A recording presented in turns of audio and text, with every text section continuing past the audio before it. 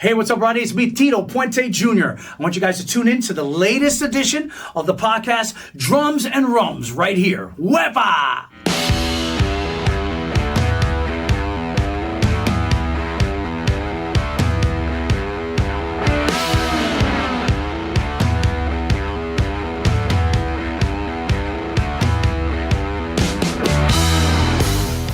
Hey all, it's Paul from Drums and Rums, where the backbeats meets the spirits. Thanks again for listening and tuning into this episode of Drums and Rums.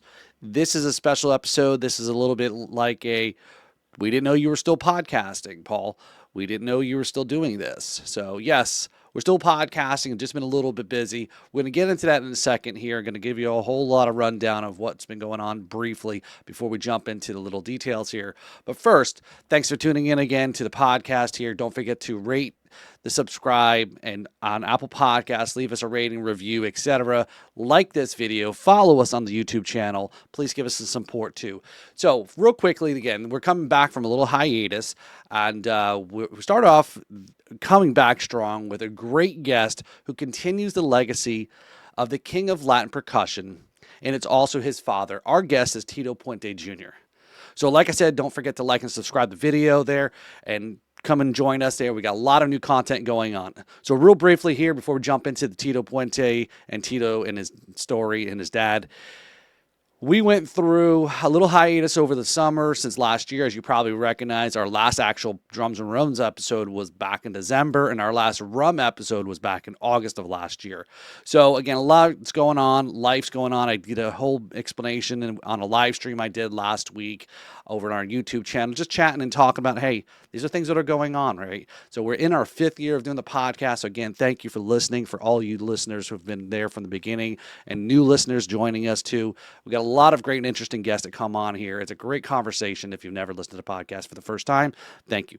So again, we did a little hiatus there. I also started up a whole nother podcast. It is music related also, not specifically rum related, but I'm joined by a good friend and now co-host. So now I have a co-host and to banter with, is with Kevin McLaughlin. He's a good friend of mine, musician here, local musician. He's got some music coming out, so please give him some support. Check out his music. His new release is called Day by Day. So to Kevin and I, we have a show now called Riffs and Rhythms. It's a weekly podcast that we drop. We chat with local musicians. We promote primarily Florida local music, original music. But hey, if you got any local music, that's what we're trying to promote and have fun. Again, we have a good time. We debate whether in song reviews, if it's the riff or the rhythm that makes the podcast, makes the episode. Makes the song. Geez, I'm thinking too many things here. So that's kind of what we've been going on. And also you're going to see in the audio channel here, whether it's Apple, Spotify, Pandora, etc., you're going to see another show come up here. I'm just going to combine the audio shows into the same channel. Again, if you like what I do here, yeah, that's cool. I appreciate it. I've got another show that I think you kind of dig. It's a little bit different style than this interview format we've been doing with the Drums and Rums.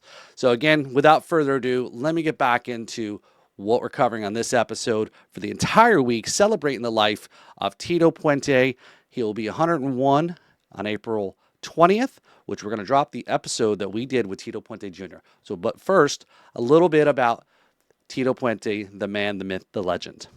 So before we get into the who Tito Puente is, it would only be fitting to celebrate him with a little bit of Puerto Rican rum, some from Bacardi here. So we're going to have a little bit of Bacardi orange cask finish. This is really good.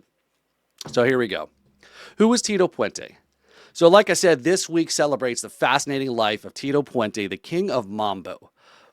Born Ernest Anthony Puente Jr., April 20th, 1923. He left an indelible mark on the world of music, but he passed away in June 1st, 2000. So here's a glimpse into his remarkable journey and some of the things that we're going to cover each day this week, and we'll dive into a little further. So in the early years, Tito Puente was born in New York in the Spanish Harlem to Puerto Rican parents. And we talked about in this podcast episode with Junior, a lot of people think he's actually Cuban, but he's actually Puerto Rican, and he actually was born here in the mainland. So Tito's father worked in a razorblade factory, and Tito initially took piano lessons. However, an ankle injury led him to switch to percussion, drawing inspiration from jazz drummer Gene Krupa. Puente's talents blossomed into drumming lessons, and in the 40s he joined the Machito Orchestra when their drummer was drafted for World War II.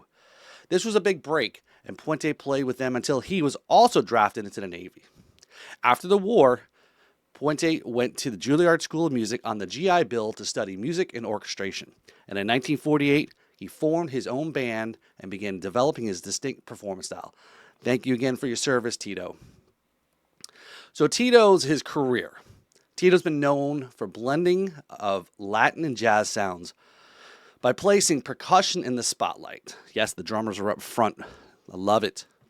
And for celebrating the music with dancing and joy with his performances. If you ever seen any of his videos, he's always smiling. He's very energetic, and so is Junior.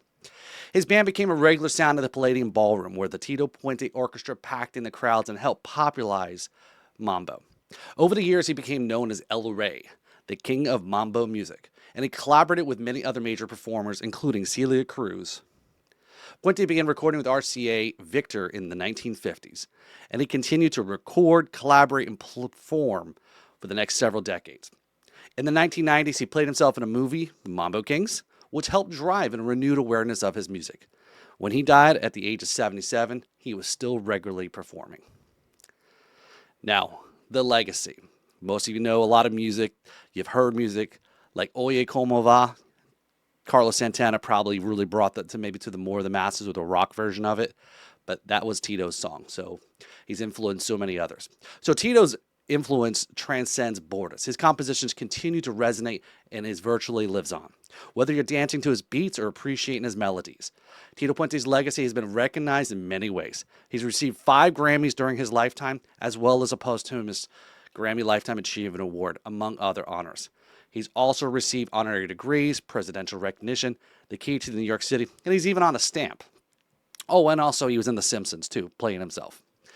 So tune in tomorrow for part 2 of celebrating the life and music of Tito Puente. We're going to cover a lot more about who he's influenced, talk about what his main instrument is, the timbales, a lot of his music that he's created, written, and collaborated with, to a lot of his accolades, recognition, and awards, too. That will all lead up to Saturday, April 20th, for the dropping of the new episode of Drums and Rums, the first one of 2024. So please join me in celebrating the life of Tito Puente, his music, and everything that he's contributed to. Cheers. See you tomorrow.